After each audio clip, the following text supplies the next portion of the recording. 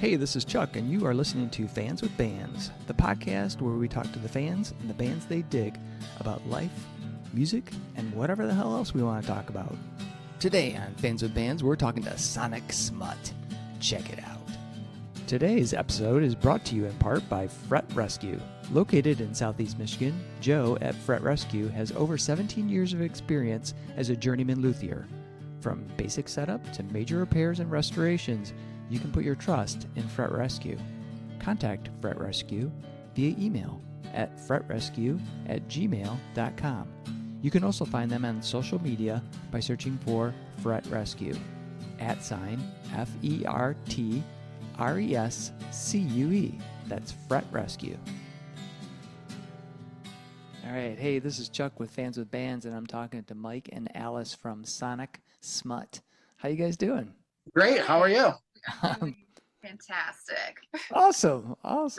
It's so cool to be able to talk with you guys. And it's been like a real long minute since I saw you, because the very first time I saw you guys was at Corktown Music Fest, which was, I want to say it was almost 2 years ago now. Maybe it was, yeah. Has to be, yeah. Was it Yeah. too? Oh I my think God. so. Yeah.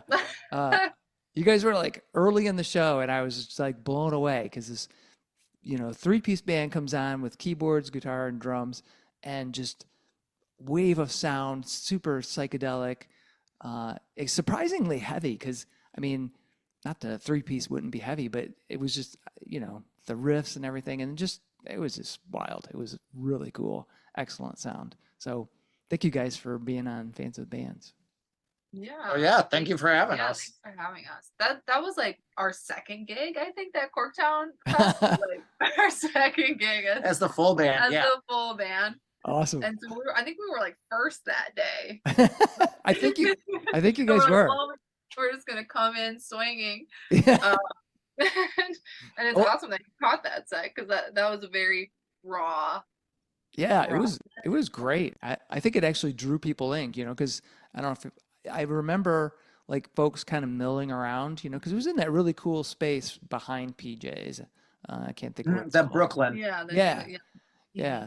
And minimal lights, I think they had like a blue light and a green light shining on you guys. But as soon as you started playing, it just kind of people gravitated over, and I was like, wow, this is cool. And, Yeah. So That space awesome. was pretty cool. Yeah. Our friends are like, it's like kind of like playing in a music video. Like, Yeah. Right. yeah, it is kind of like that. It's a cool space. So let's start at the beginning, and I'd like to find out, like, how did you guys get together to form Sonic Smut? Yeah, awesome. Do you want to take it? We can piece it together. Okay, we can piece it I together. mean, we met years ago at school, Yeah, and we met in an improvisation class that I don't remember him being in. yeah, she But doesn't remember apparently at all. he was in that improvisation class. Excellent. And then later we played in the big band, the jazz. Yeah. And then I remember we were playing a Radiohead cover, and Miles Brown, the director at the time, was like, why don't you bring in like your pedals or something, like do effects. And then I remember he like brought in this like suitcase pedal board.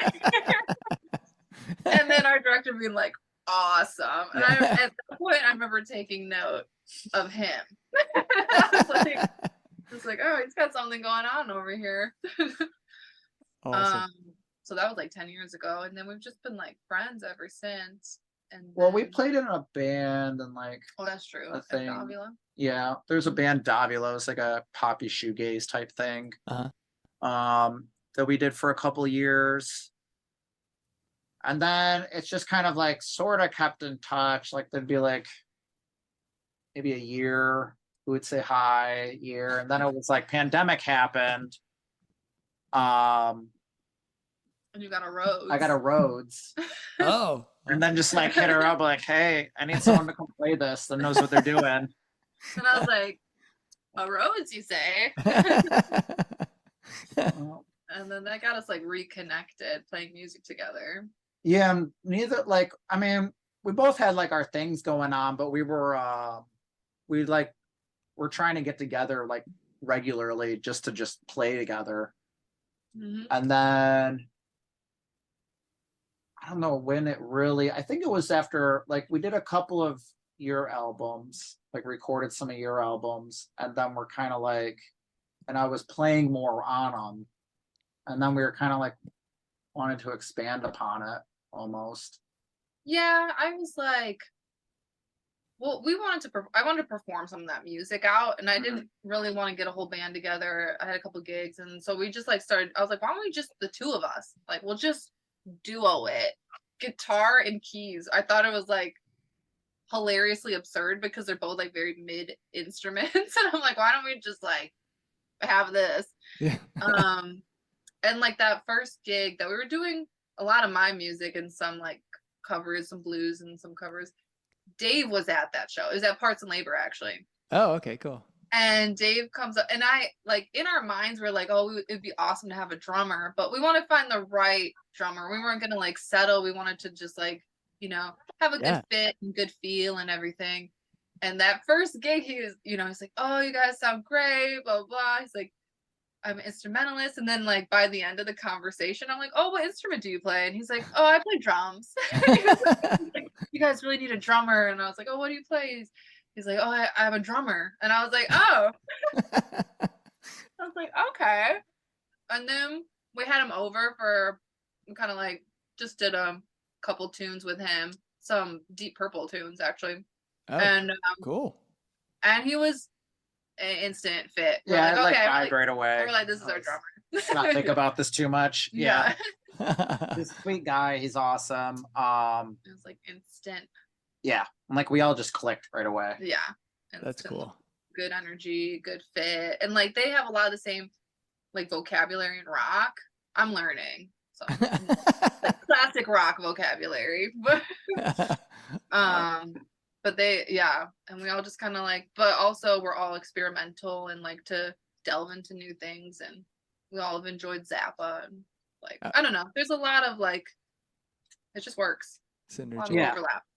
Yeah. And then we just wanted to like, from the get-go, we were like, if we get anybody, it's going to be a drummer. Yeah, for sure. I always wanted to be a 3-piece. Yeah. Yeah. I wanted just to be as like small as it needed to be. Yeah. Kind of thing. Just it helps to coordinate. Yeah. And I've been doing this since I was like 16. So it's like, it's just to learn like just more people. It's like, it's awesome, but it's also so much of a headache. Yeah. With just like trying to coordinate stuff. Like everybody's got super busy lives. People just to rehearse and get together. Yeah. And just people on the same page. I mean, I think from there we were like, if we're adding a member, it's going to be a sound guy. Yeah. Our next member will be a sound guy. Right. Yeah, that'd be awesome. I mean, it's actually key, if you have a good sound guy, man, holy shit, even in a shitty place, they can do wonders, with a shitty guy. There was a 3-piece that like you know who SSM is? I don't think I do. So it's Johnny from Outer Limits, okay, Marty Morris, and then Dave. I'm gonna get his last name wrong because it's Shetler. Dave Shetler. Okay. So Dave Shetler's been in like the Sights. I think he played with like I've seen him play with like I forgot the blue, like an old blues guy. Like he's like a working drummer. Playing a lot of garage rock. And a lot of those guys, like, Johnny has Outer Limits. He was in The Henchmen. Marty was with Sorrow Lords, and then like SSM. Anyways, I went on tour with them in like 2008. Okay. And they're a 3-piece. And I remember watching them, and they brought a sound guy with them, but he was like putting pedals through the board. Oh, wow. And like really like manipulating it, but they had this consistent sound too. So it was just kind of like, that's always like stuck in my head. Yeah. And I mean, that's what we'll also like work with Space Skull. Oh yeah. And I helped like do their recordings and get their last record together and like their current stuff. And we were trying to figure out a way how to like get these, how could I like be their sound guy and like take some, use like pedals, like just kind of like give them a little bit more craziness. And then also be part of the show. And through that, and then this band, I kind of came up with just like a little mixing board effect thing that I super influenced off of. I can't remember the guy who did it for SSM, but it's just kind of watching him. Yeah. And just like my mind just being blown, like, oh, you can put like those effects through a board. Like that's how that works too. So it's just sort of, and this is like, especially us, just leads to a lot of like, let's try and see if it works or try to make it happen. So yeah. Well, I was listening to, and I got a copy of the self-titled album. I got the digital version, but anyway, we'll get you a record. Yeah. Oh, wow, that would be awesome, man! But yeah, we definitely I will pay for it, because you shouldn't give that away. But anyway, the music on there definitely had me thinking when you mentioned the '70s and experiment. Well, I don't know if you mentioned the '70s, but I heard '70s experimentation. Lots of that kind of, and in particular there's that that heavy vibe, but there's also like this weird, these kind of weird wild riffs, maybe just a touch of like, I think Alice, you mentioned Zappa, that just kind of strange, like just strange shit sometimes. You'll have this really cool riff and all of a sudden there's this weird keyboard thing going on, and then there's some kind of weird guitar thing going on. And then all along, you got David just beating the hell out of the drums. It was just like, raw. So it was just so cool. So I was, where was I going with that? Oh, so the new album. What were you guys hoping you would get out of that? I mean, what was the sound direction you were hoping to get? Well, were we just to kind of take a step back into there's a lot of like where the overlap seems to like happen with the three of us is like in the 70s, but it's like it's all that stuff, yeah, where they are like being more fusiony, but I mean we're really like everywhere with it, like I guess in genres and decades. But in the 70s, I mean the big overlap is like Parliament Funkadelic, because it's like with you're more, Allison's more in like the jazz blues world. Yeah, right. It's what I've studied, but yeah, and but then, I love to go all over. So 100%. Yeah. But it was like it's kind of those like it's the like Herbie Hancock, at the time, Headhunters, like Parliament Funkadelic,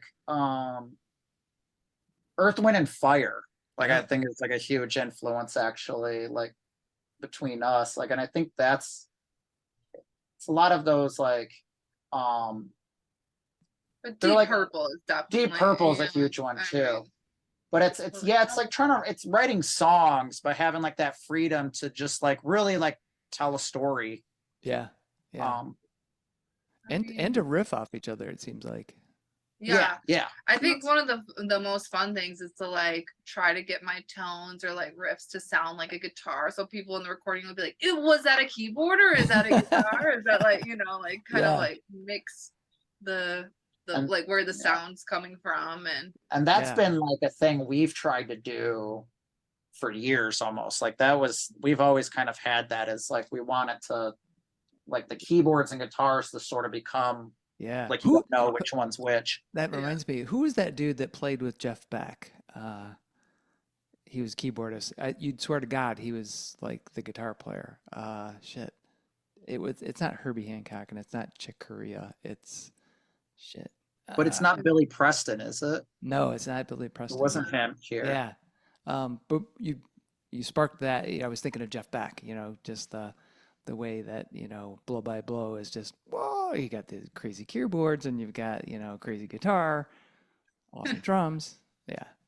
Totally. So Max Middleton is the one thinking of? Yeah, maybe. I thought he was like some.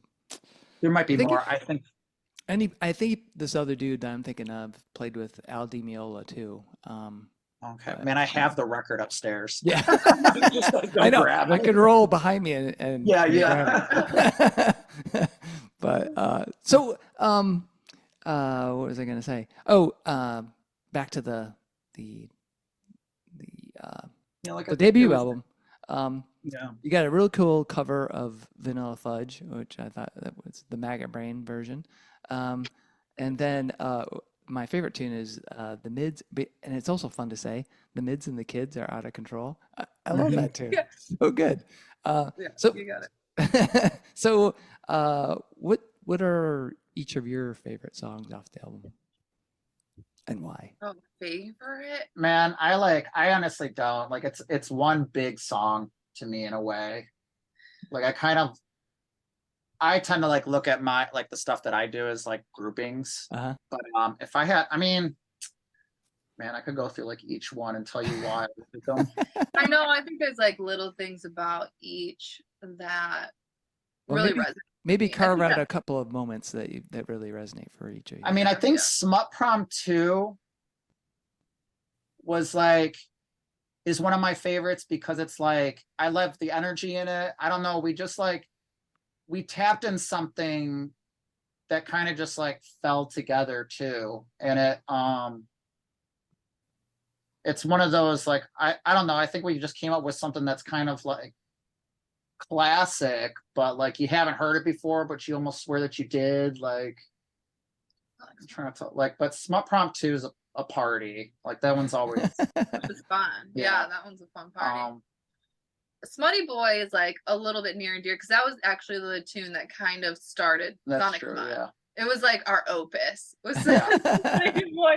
We were like going back and forth and like adding all these different parts and just having fun, just like exploring and like saying it's basically like not saying no to like any like we're like let's try this and Yeah, both we're were like trying okay let's so many we were things, trying yeah. so many things. We're like let's put this triangle at the beginning and I mean, let's like put we spent an entire night just like stacking vocals, like making choirs, like just like so ridiculous. there's gotta be like 140 tracks on that. It's It's really ridiculous. All the other ones are like pretty all the other basic. ones we actually like stripped down and did the complete opposite. Yeah. Of, like of they Smutty Boy. sound thick, but there is just What it something takes like of us, yeah.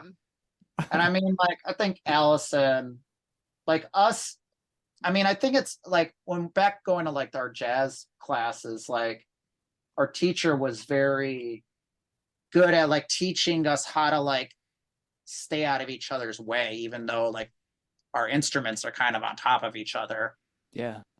So like arranging and stuff. Yeah. And another favorite of mine is a Sippy Sludge because that one was one that really just like that one just came, fell yeah, that one fell out. from the of the skies sky. too. I was like practicing a exercise like down here at the piano, and then I started doing the riff like, and I was just like having fun, just like being dumb. And then he comes down, he's like, "What was that you were doing?" It's like, "Oh, it's Yeah. like it sounds pretty cool." And then we changed the key, and then he was like, "I don't want to solo in that key," and I was like, "Okay, move it up a half step." And then yeah, and then basically like Dave, we just played it, and then it was like basically all came together in like 20 minutes, you know, Yeah. like Nice. But then even like Cosmic Kiss has its like I love that There- tune too. like that one's got an intensity because you got to be like delicate with it. Yeah. But at the same time, there is this like, and that one was weird how like we had that first part of it, and then the second part kind of just came out of us jamming it one day.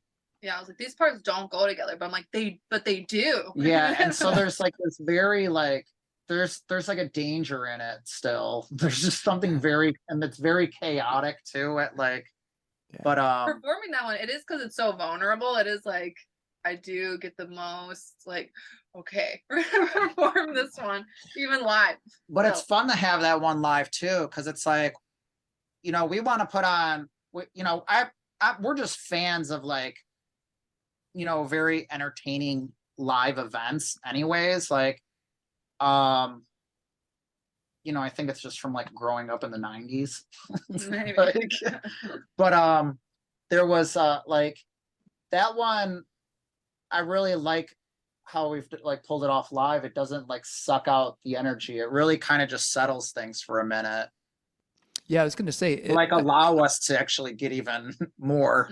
yeah, because that's I think part of what I like about it so well is that it does have that kind of jazzy blues to it that isn't like because like you said, suck in the air. Like there'll be sometimes somebody will play a tune in their set, and it's like, fuck, you might as well just go get a beer because it's just, Yeah. it just fucking just. It had all this energy, and then you just like shot the sail right, just tore it up. But that And I used to like, and I actually love those songs, but it's like at home. Yeah. Right. Yeah, exactly. When you just want to chill and you want to listen to something, you're like, all right, let it go and jam. That's fine. But yeah, sometimes at a show you're like, oh no, why are they doing that? But I could see where that tune would work out well because I think it is that kind of jazzy improvisation that kind of gives it life.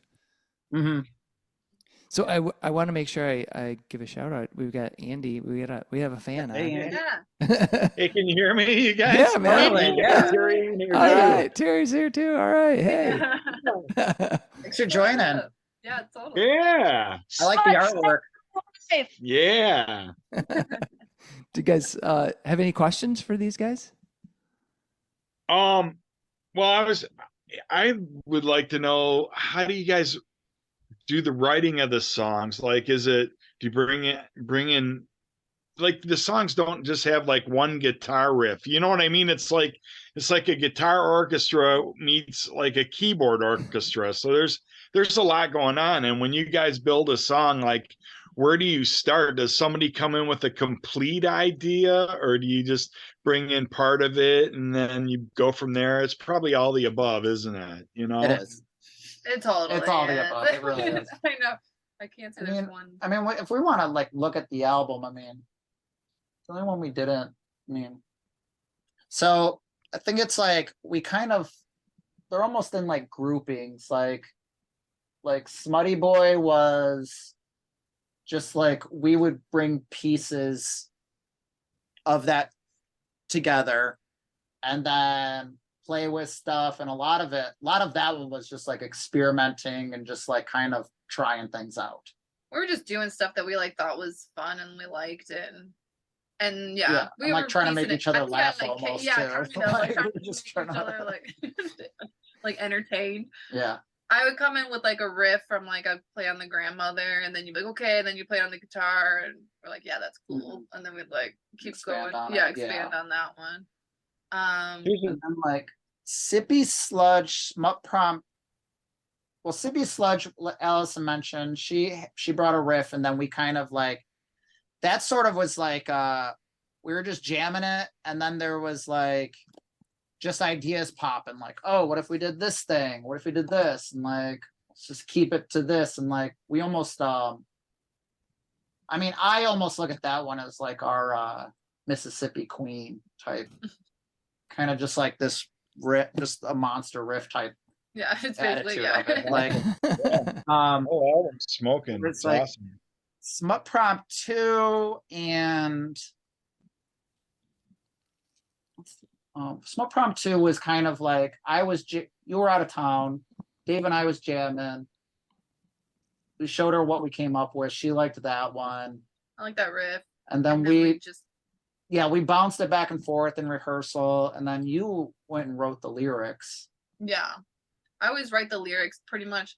If I'm ever writing lyrics, I mean, we both write the lyrics, but for my personal process, if I'm ever writing lyrics, it's always in the car. I'll just drive aimlessly around the city until like something comes.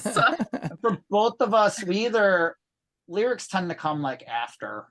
Yeah, generally. And we both unless there's like maybe a little hook or something, we got some kind of like little tune, like a thing stuck in our heads that we work from. But and then like Mids and the Kids. Mids and the Kids was fun. I brought some of those parts to that. We kind of just like that one was an experimentation of me trying to like somehow blend like a Van Halen and Paco de Lucia thing. Cool. Like, and for the lyrics, we just like watched a bunch of YouTube clips of like wrestlers, of like shit talking and like westerns, like and, old Western movies. Like we need this like vibe of like you know, like we're coming into town and like you have to watch out. I totally took a couple of that stuff from like Tombstone. Like, Can I ask another question? Yeah, Please, go go. for it. Well, just I don't know much of like your backgrounds. Like, when did Sonic Smut form? Was it because the first time I saw you guys was at the Corktown Tavern when our band played right next to you guys, and so like I'm sure you, based on what I've seen, you guys are really talented. I can only imagine you have like a long resume of like working with other people in the Detroit area. I don't know. I'm just For sure. You Well, yeah. like, You wanna start? yeah, and just to kind of like, just to briefly go over that again, like Allison and I met in music school at Oakland University. We've played and like we did that stuff. We did a couple of things together, and then during the pandemic, I bought a Rhodes to entice her to come back and play with me. Nice. And yeah. so we started jamming It together, worked. and yeah, she was working on an album at the time. Kind of helped her with that. Helped her with another EP that she'll be re-releasing soon. But yeah, but tell about And who then- you've played with. Like, But you've been then playing yeah, since you were like then 16. individually, it's like so I started playing like punk rock bands in high school, and did Alright. things like I was renting out Legion halls, right? And just like playing wherever people would let us. But it was like Legion halls, and then Cappuccinos in Grosse Pointe, if anybody remembers that place, was the coffee shop that they used to let us play at. So I did a couple bands in high school. It was so funny. The Cappuccinos, yeah. And I played it and I was playing with my buddy from Proto Martyr, like in high school. So the guitar player from Proto Martyr and I went to high school together. We did a couple bands together. Like college hits, I wasn't playing for a little bit. I think I was like 19 or something when I met the Freer brothers, and we started a band called, I joined their band called Freer, which we there was about like 3 years. It was like 2005 to about end of 2008, I think. We actually did some pretty cool stuff. We went on tour with the Von Bondies, Oh, cool. SSM, The Go. Cool. We used to play with Office. We had management in Chicago, like a booking agent in New York. Like we were doing some really cool shit, and then it just like ended. It was just like done one day. And then about a year after that, I ran into Drew Bardo of The Questions. He invited me along to do the Wonderland, the Glass Orphans with Wonderland, which was a thing that Theater Bizarre was throwing on. It was like burlesque and like all this like all this stuff they a lot of those like artists putting on a show of Wonderland, of Alice in Wonderland. And then from there I got into Electric Lions. And then we turned into Electric Lions Soundwave Experiment. It was like a shoegazy psychedelic band, and that stuff actually just got put up online actually. So Oh, cool. Rest in peace, Rabia. And that was like another 3 years. From there, that's when we started Davila. Did that for a couple of years. And then about 2014, I started subbing for the Beggars. 2016, I joined the Beggars. I've done I did the last album and their EP with them, but I'm a full-fledged Beggars member now. The rock and roll fraternity of them. The Beggars. What else is and then Didn't you play with Commander. Dude for a while? I played with Dude. We both played in Dude. I was in Commander, which was like a Yeah, I remember Commander. yeah, I do that too. was kind of another kind of Deep Purple-y Yeah. type thing. We got like a single up there. I was playing keyboards in that one. And I think I might have a picture of you at PJ's playing you might, keyboards. yeah. Because that's where I think we actually, it was I either think it through was. Yeah. Commander or Beggars. It would have Yeah. been one of those two. Yeah. And then we've played in Dude together. Yep, dude. And did you play in the hourlies too, or no? Didn't play in the hourlies, no. I've recorded, I've helped Allison with her stuff. I've done Space Skull, Casino. I did the last two things that Milk Bath released. I managed a school of rock, like, so I've just been for, I was there for almost 12 years.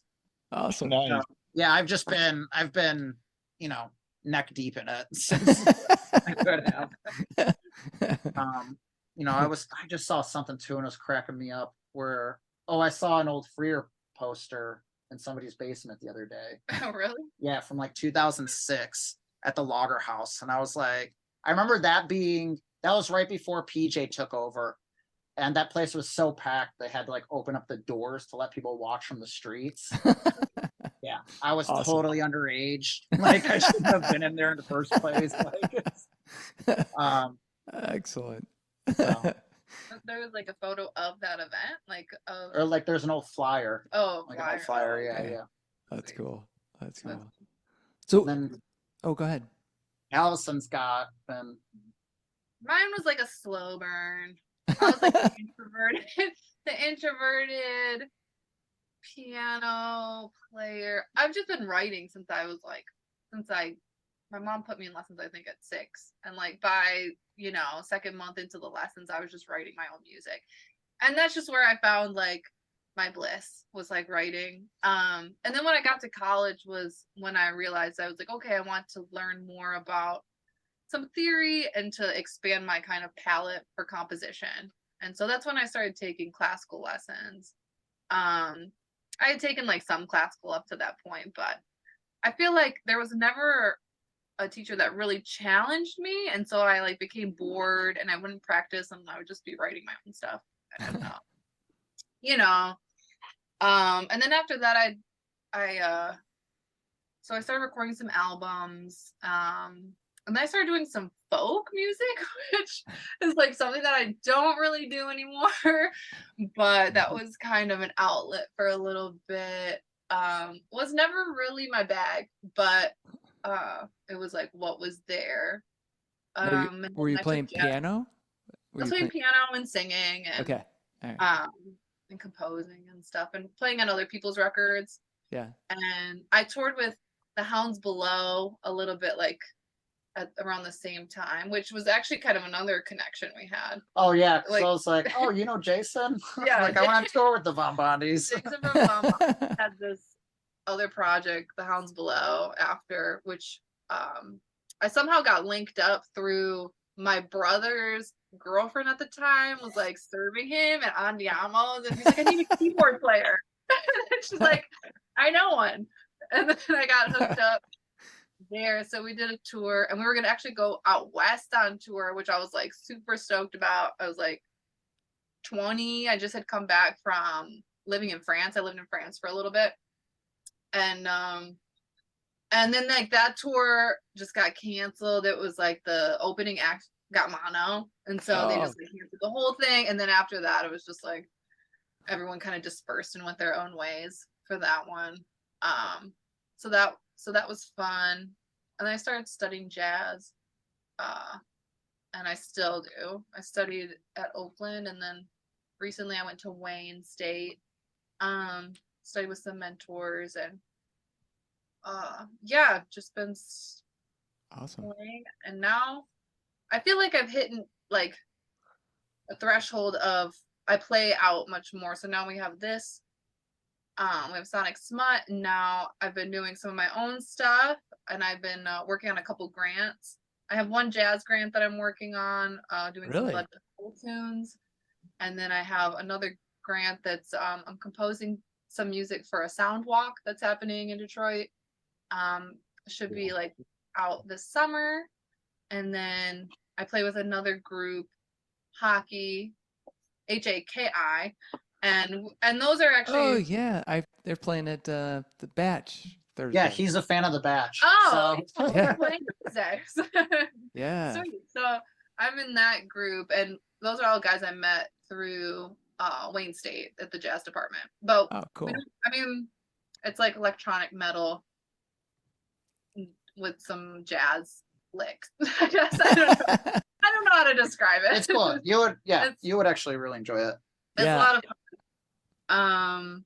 And now I have I'm working on a visual EP that's coming out soon, 4 movements of a piece that I've been working on. And he plays on it.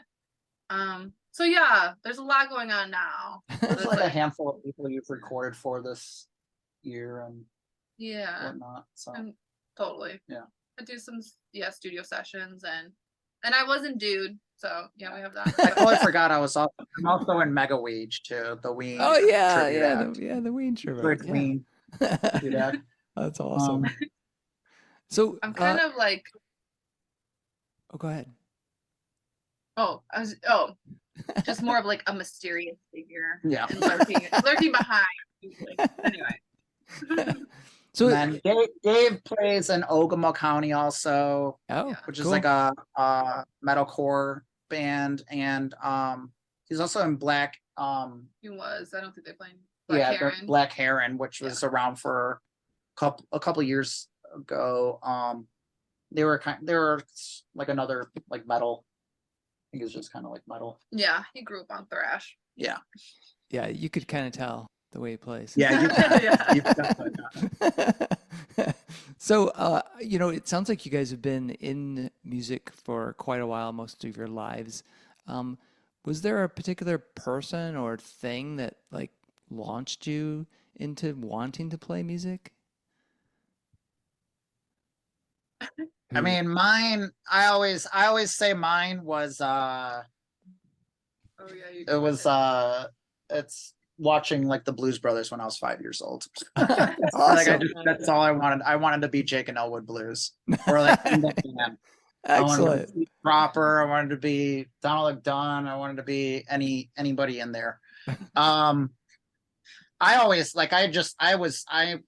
I've been making noise since I just like was born. So. Did you say like, the Alice Cooper concert? Really? Well, This yeah, is what yeah. I wanted. The one that like when it officially like happened. So I got into like, I started like seriously getting into like music or like really want to explore it when I was probably like 12.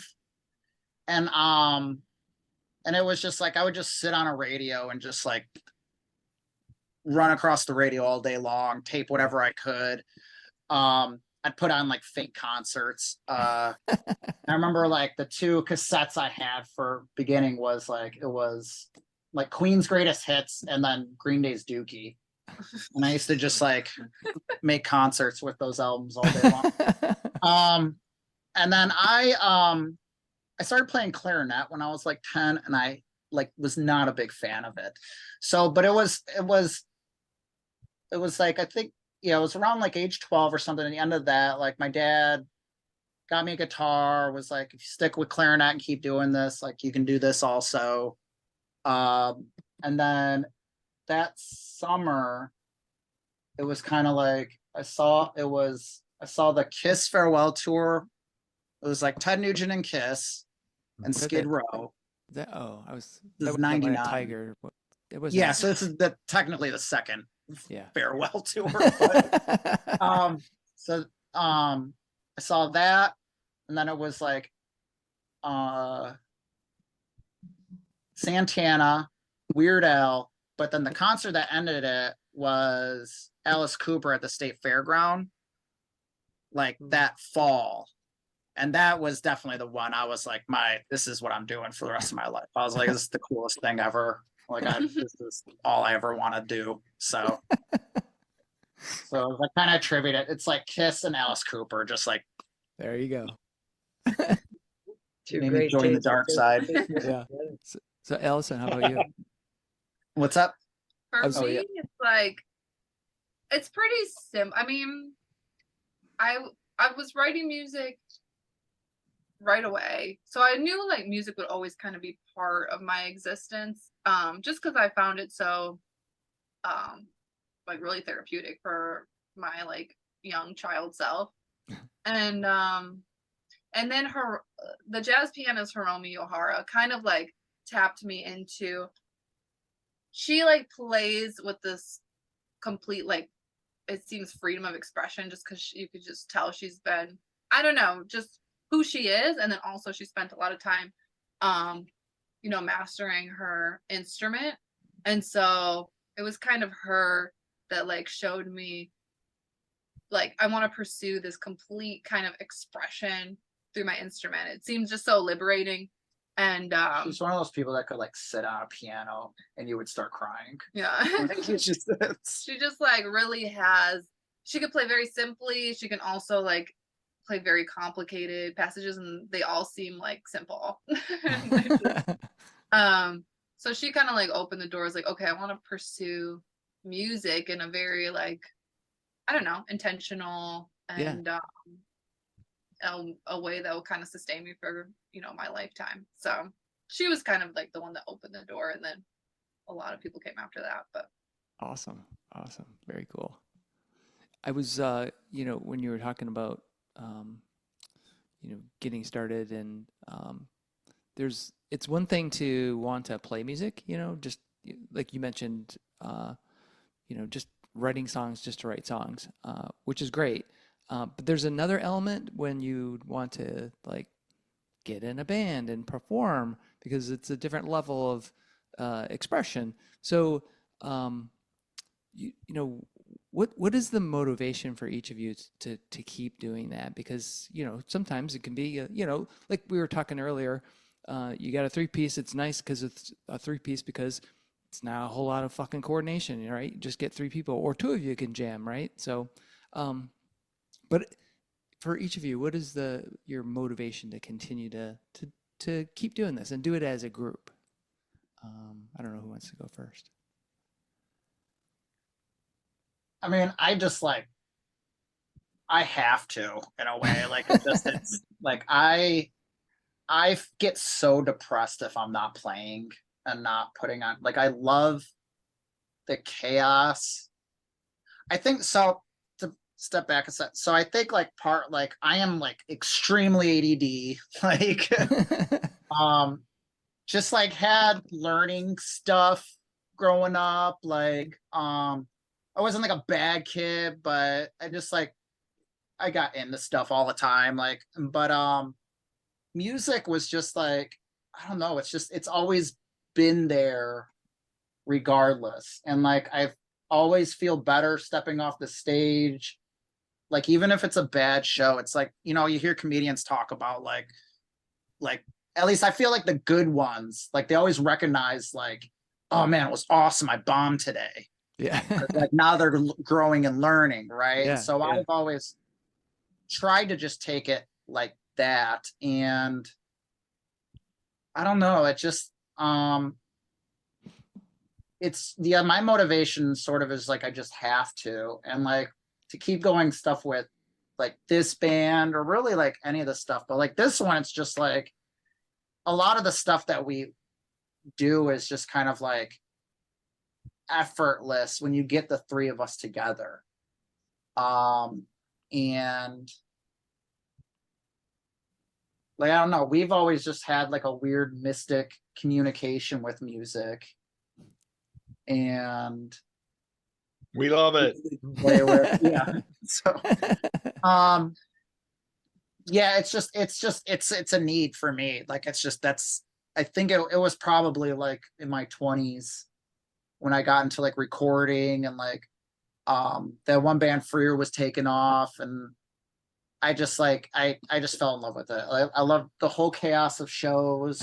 It all works out. I love the chaos of like the live event, and like when things start falling apart, but like you pull it together. Like there's just all of it, even the stuff that like drives me insane, like trying to get it coordinated. Like I hate event planning and planning these things, but at the same time I like love it because I like it's just I just always like, I don't know, it just pulls something out of me where I always just like want to do my best. And especially like as a kid, like there wasn't a lot that you could find me to do. It was like I was into like swimming and playing music and like rock and roll. Like everything else, like I was a struggle for me to do. So I was just like, I'm like, I was decent enough at it, and like it just made me like have a purpose. So it's just, so I just like, it's a need now. So Awesome. I mean, I think we feel similarly in that. It's like we just cannot not do what we do. But for me as an introvert, I do find it's more introverted I have more introverted tendencies. It is a growing process of performing live and like enjoying the process. I do it because I feel it's so necessary. I love seeing live music. I think like live music, there's vibrations that you can't get from a recording that only happen like in a space with people and the energy. Yeah. Like I think it's so important and like vital to like kind of just connecting with our humanness. Yeah. And like that it's like, okay, I have to put myself aside and be like, okay, this is like a little uncomfortable, but the more I do it, I'm finding it's a lot of fun, and I'm learning and growing through that challenge and experiencing different levels of connectedness to live audiences. And I think for me, it just feels like an important thing to share the music. And like, yeah. You know, I've had, you know, people share their vulnerability, and I've, you know, experienced wonderful things. And so it's kind of like just the continuation of like giving back energy that, you know, stuff that we're working on, that we're excited about, that we like want to share and like, you know, see if it connects with people and makes them feel good, or however. I think like also creating like a fantasy space experience where you can dream, you can get out of kind of like body and be like, okay, like I could be like this totally different person is awesome too.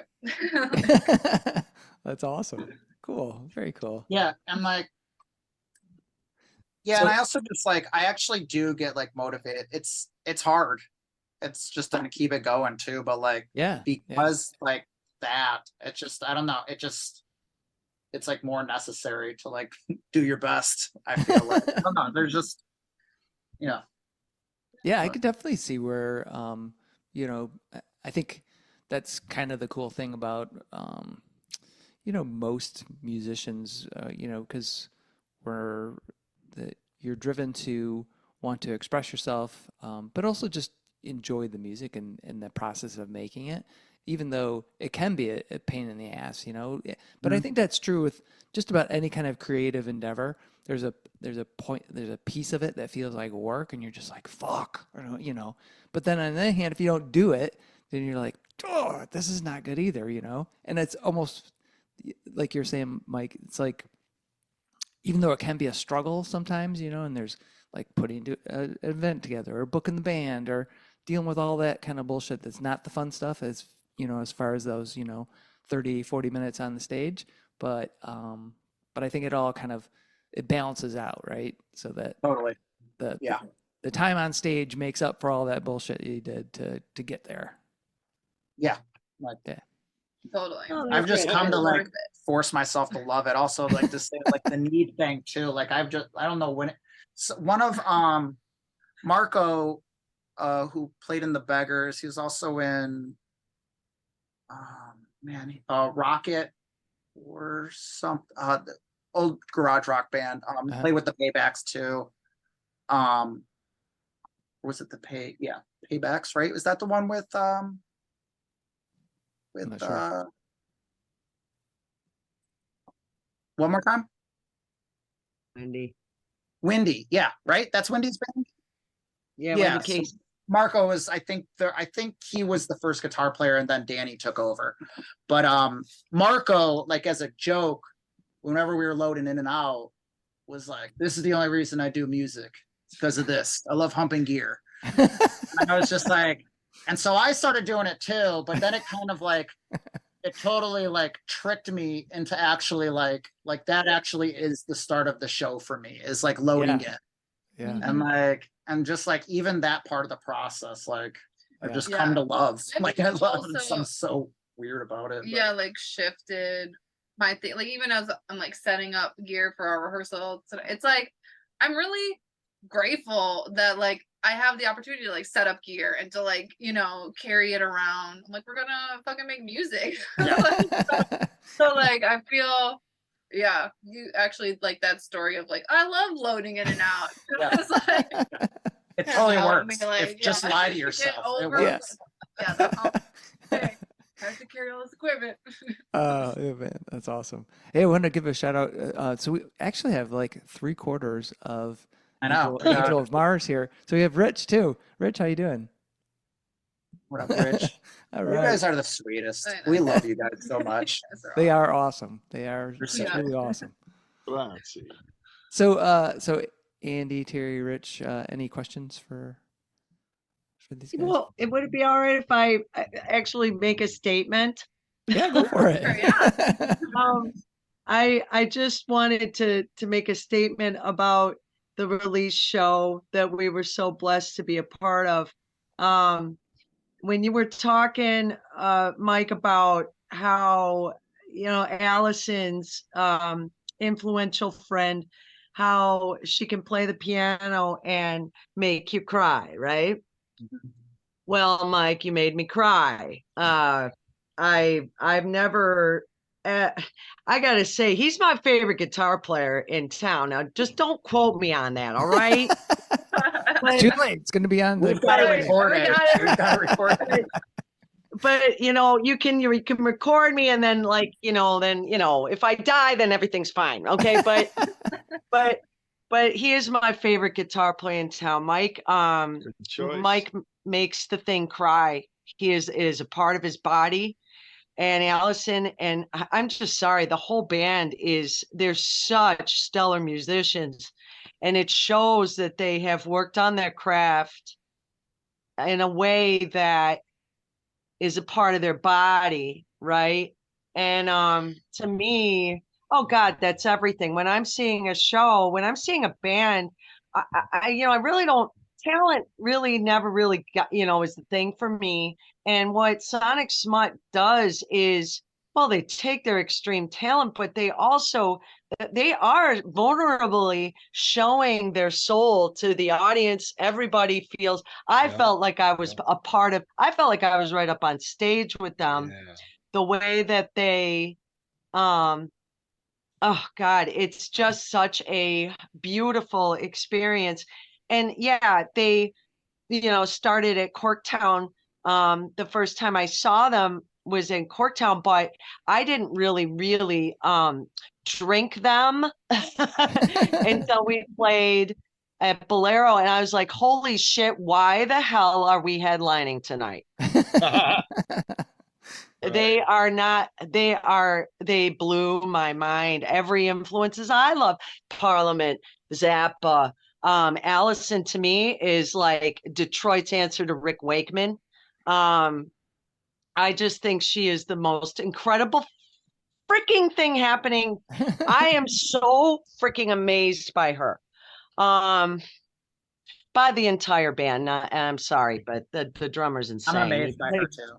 It's just, I mean, and the fact that, Allison, you have such a influence on this band as far as lyrical writing and everything. I mean, that's really freaking cool because Michael, you oh my God, you make that guitar cry.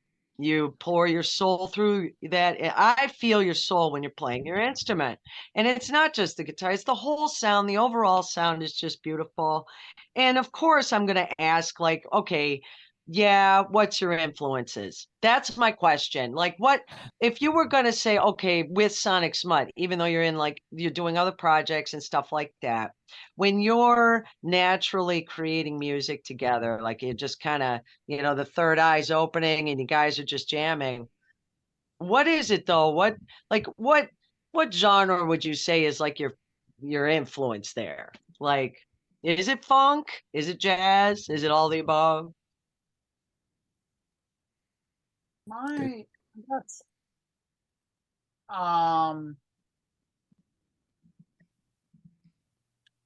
don't know. It's a good question. I don't know. He does the guitar cry. I feel like, well, for me, it's like a feeling inside my body. And I guess because we all we kind of grew up listening to different things, and now we're kind of like pollinating our own, because Dave was like, grew up in thrash. And so when we're piecing stuff together, he's hearing stuff that, he grew up on.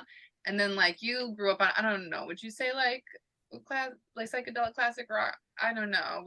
Yeah, it's like what they were playing on 94.7 in the 90s. They had to listen, so I was listening to. So like so when we're piecing stuff together, like you hear things in your musical head that kind of reference those. And then for me, I was listening to a lot of straight ahead jazz, but then also I started getting experimental, and I love like Nina Simone and Alice Coltrane and Jerry Allen. I like to listen to just like a lot of female instrumentalists. So then I'm like hearing in my musical brain like stuff like that, and we all kind of like mix it together. I don't it's really hard to like there's one. I mean, if I have to like pick, like I think all of us though listen to at least like bands or genres and stuff that are a little bit more just like open and free when it comes to, I think, like composition, or just like, I mean, I think it wasn't until like probably the 70s when things started getting a little bit tighter, more maybe not in the pop world, but it was kind of like you could fix your mistakes a little bit more, especially with the recordings. Like once they got like, 8 tracks beyond all that stuff, like they could do that, but it was still like you were doing more live takes right before then. So like, I think it's like kind of influenced off that, like, because I'm thinking of like my influence or anything from like Hendrix to like Traffic, Allman Brothers, but then like I'm a huge like Stax and Motown fan, but it's like all those guys were just like blues and jazz players too, or like it's just like especially Stax, like the stuff's a little bit like looser, and like Dave I think is probably the newest to like kind of exploring maybe like Zappa. I think he's more like Zappa and or some of those like later 70s things. I don't know. I won't talk for him. Yeah, I was like, so we're just gonna make up things about him. Yeah, he was hugely into Hawkwind. Was he? Well, it's okay now. All right. Chuck, now it's like, okay, now I gotta like take off all my clothes and go into the shower. So I mean most of the time I'm just it's like whatever I'm feeling, or I'm trying to just like make somebody laugh, really. Like with my keyboards, I feel like, especially with the album we just released, it was like I wanted them to be heavy, like I wanted them to be heavy, like really heavy, but also sensitive. So it's like, well, I remember you were I know we had a conversation once where you just felt like everybody always wants like you to turn down or you to be quiet. Yeah, well, and so I was like, here's the new challenge then. Like, wait till I tell you to turn down. It's a good time too, where you had to turn me down. Because like most of the time it's like, turn up, like let's all hear you. Amen. Well, Alison, you're a powerhouse, man. I love it. It's powerhouse. I love the sound, and I love how she holds the bass line in a very awesome way. And just the way you guys move around, man. I don't know. The whole thing's an experience. And I feel blessed. I feel blessed to know you guys and want to know you more. With Dave, I feel a lot of Bruford when I watch him play. I just think he's amazing. I think like Ian Pace. Yeah, for sure. Ian Pace, because he's got that he's got that heavy snare. So. Yeah, which is great. I love it when you can get that really good pop, I feel like he always goes through at least one pair of sticks through every rehearsal. At least. minimum. So he It's like, yeah, he's like he knows how to like he hits those drums harder than probably anybody that I've played with some pretty heavy heavy hitting drummers, mhm, and he's up there. Like, definitely, yeah. but I don't know how because some people, I mean, like, you know, there's two almost extremes. I feel like with really any instrument, people like don't like underplay them or overplay them, right? It's like Right. you don't like they don't know where their like sweet spots can be. But like Dave, like I've never been Yeah. like, can you just like pull back a little bit? Yeah. Yeah, Because hits hard, he knows but how to it's make dynamic. he knows how to make Yeah. it sound good still too. Yeah. Yeah, yeah. Well, when you guys were talking, you know, about Allison potentially being too loud or needing to turn up, but it made me think that like there's and maybe this is part of what we all like about your music is that nuance, right? Those that all those little nuances inside there, all those dynamic changes that are going on constantly in almost every song. I think that's part of that special, you know, that secret sauce that you guys have got. So it's very cool. I agree. Thanks. I do attribute that to like, well, for us, like in that the improvisation class I didn't know you were in, but but kind of like we all innately or subconsciously are just always kind of like listening to each other, even when it's really loud. It's still an experience that we're having together. It's not like robotic or anything. It doesn't feel like we're going through motion. Yeah. Yeah. It still feels like every performance is kind of like, what's gonna happen? Yeah. Everyone's like engaged and ready. Right. Right. You've got like a basic outline of what you're going to do, but then it could go anywhere from there. Yeah, It's like a Curb Your Enthusiasm episode. Yeah. Like an outline and then Yeah. And then you just go for it. So what else is what's on the horizon for you guys? And think in terms of this podcast will come out in 2 weeks. So don't tell me about something that's going to happen in 2 weeks because it'll be gone. Oh yeah.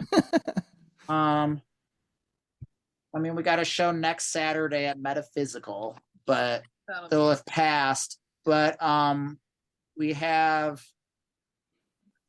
don't have anything until the end of July. Ooh. So Castle Black will be back in town. We did this show last year. We're gonna do it again. It's gonna be Cherry Drop, Castle Black, and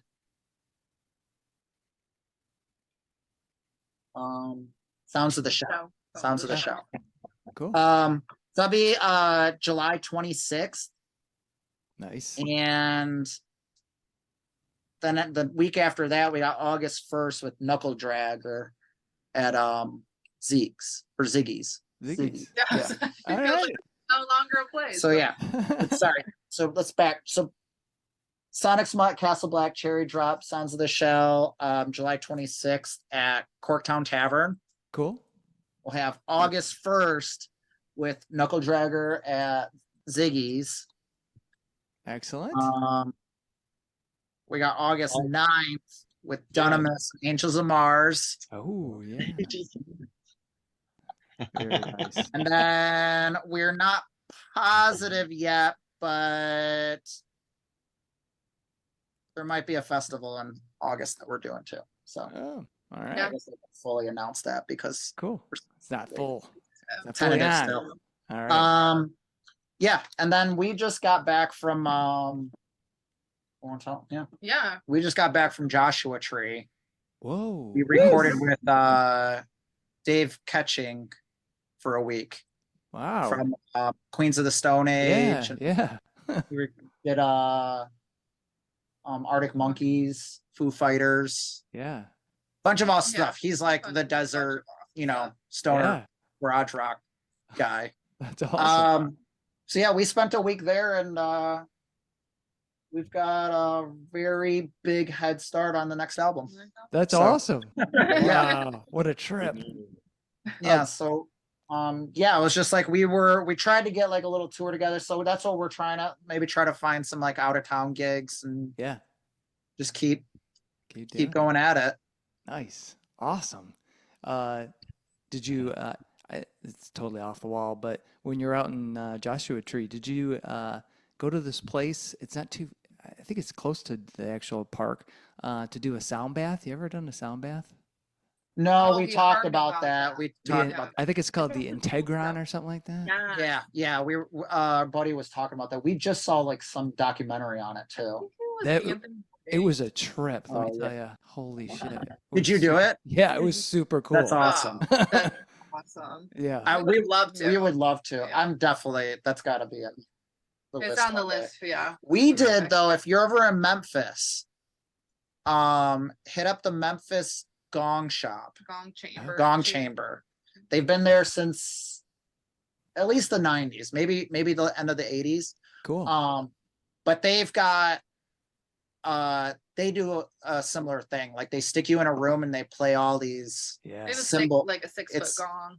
They've got a six. Yeah, there's there you go. it's a 6 foot gong, 80 inches. Oh my God. Yeah, it's crazy. It's like an organ massage. It's like a massage for your organs. So yeah, Oh, they'll that's do like a sound bath for you there too. But That's the cool. big thing is they've got an 80 inch, and then I think the other one is like 70 inches That's crazy. gongs.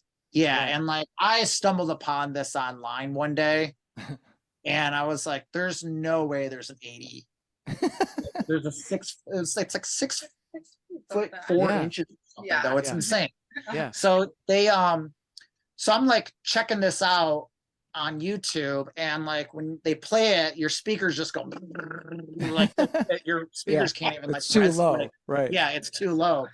It sounds like I've gone back and forth between that and like tsunami footages, and it just sounds like that. It's like that rumble.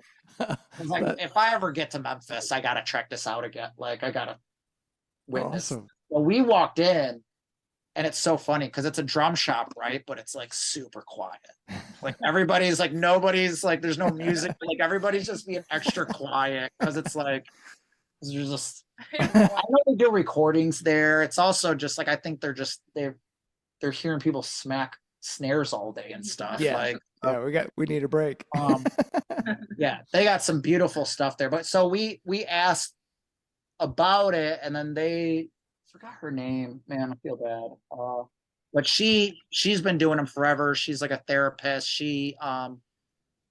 She was like, yeah, I don't, I can do private ones, but like all the, the public ones are done for the week. Like, when are you guys leaving? And like, she totally set us up with a private event like the next day. Oh, awesome.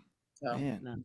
Very Yeah, cool. highly recommend. yeah, Excellent. it's great. And it's kind of, it sounds like it's on the level of like what that place in California is, because like Oh, she's no. very like, The building is like it's a Oh, drum totally, shop. it's the whole not building, like yeah. that beautiful like. but she symmetrical totally like building, but has you like kind of meditate, get your mind right before you go in there. And Yeah. it was cool. It was really, and it's like you're in those like seats that you can't feel anything. Oh, You just nice. feel like you're floating. All right. Yeah. It was- Damn. Now I got to go check that out. It's gonna be cool. Yeah, it's awesome. That was sweet. a fun part of Memphis. Awesome. Awesome. Well, guys, That- I want to thank you so much for being on Fans with Bands. Yeah, Yeah, of course. I- thanks for- I got one last question for you, please. and that is pineapple or no pineapple on pizza? Depends on my mood, but I kind of love a pineapple on pizza from time to time. Yeah, All right. I tend about to it. not. I like the sweet and savory. I won't pick it, but Yeah. I'm actually one of the few that actually I honestly I would take it or leave it. Like I don't. It doesn't. I feel completely neutral about I'm it. kind of neutral about it. I used to not be about it, but part about being in like a professional musician is like sometimes you just gotta like eat what's there. What's Like in you the have to, like, Oh, that's when I stopped being a picky eater in my 20s, because it's like I gotta eat what I gotta eat. I gotta Yeah, what's there. eat. That day old hot dog, sure, give it to me. Oh, What's that? totally. They don't hot dog to nothing. That's fine. Like, but yeah, the pineapple doesn't bother me, I guess. All right, awesome. But I wouldn't pick it, I guess. What about you guys? Yeah. Yeah, I can't remember. Terry, Weird. Andy, Rich, what were you guys? Oh, we're big pineapple people. Oh, Pineapple. definitely Yeah. pineapple. Oh, yeah. Absolutely. Remember, I talked about what pineapple does to the Fairmounts. Oh yeah, you have. Yeah, That's you have. That's right. Is Sorry, Rich still Chuck, there? right again. I'm so Ay, ay, ay. Woo. I what love about you, you, Chuck. Oh, Lord. Chuck, Rich, do you eat pineapple or no? me? Yeah. I'm a hard no pineapple. Hard no? Hard no. Okay, yeah. I like pineapple, but I like it to be by itself, right? Or Yeah. with other fruits because it's a Mhm. fruit. It should not Totally. be on the pizza should just be meat or It's a whatever. little acidic-y and sweet for Yeah, pizza, but sweet and savory. I don't like sweet and savory at all. Like Gotcha. if you then- start mixing sweet and savory, I'm like, why did you fuck this up with the sweet? thing? So I know you're a big beer connoisseur. Oh yeah, I love beer. What do you gravitate towards over there then? As far as beers, Yeah. lately I've been getting into like a really good pilsner or Okay. or a like a lager. I was like a huge hophead, like Yeah. IPA. But I kind of got burned out on it, and so now, actually Batch. If you guys go to Batch, they got a couple awesome beers. One's called Old Nation. It's not Old Nation. It's Old something. It's a pre-prohibition lager, super good. Okay. But they have this one beer. If you're worried about calories, it's called Low Boy. It's 95 carbs, or 95 grams, or whatever, 95 calories and 2 grams of carbs, and it tastes awesome. Oh. So, so if you're looking for low fat or low calorie beer, that's a good go-to. Okay. And the other place I would say, if you get up to Marquette, go hit Cognition Brewery. Those dudes are all about music. All their beers are music themed, like every one of them. Oh, The brewer will tell you like a band that he listened to that he said, "Oh, this is from this band, and this is from this band." He's done collabs with bands, and we're doing a collab with them. Great. Oh, that's Awesome. Yeah, we're going up middle of June, and we're gonna brew a Czech Pils with them. So it'll be fun. Oh, Awesome. sweet. What was it called again? It's called Cognition Brewery, and it's spelt in in Nordic, so it's Okay. KOJ IASGON Cognition, and then Birgi, so. Marquette, that's a hike. Yeah, we go up Yeah. there at least a couple times a year because I love it up there, and they've got some good music up there too. So, They do. Oh, They sweet. do. Yeah. yeah.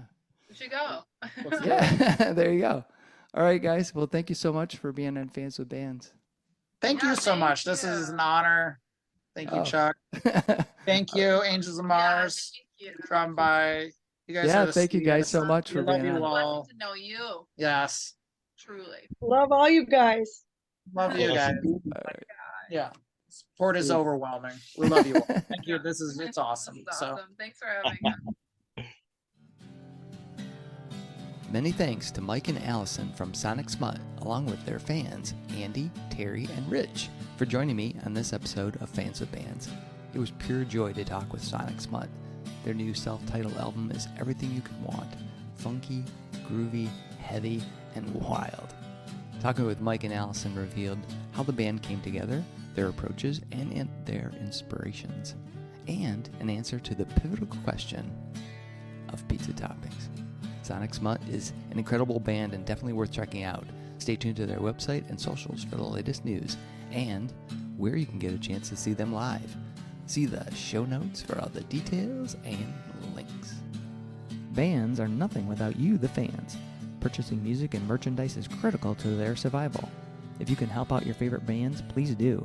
If you're in Michigan, consider following the Playing in Detroit area tonight and SE for Southeast Michigan Music Facebook pages. They are fantastic places for fans and bands to support each other and share our combined love of music. Thank you all so much for listening.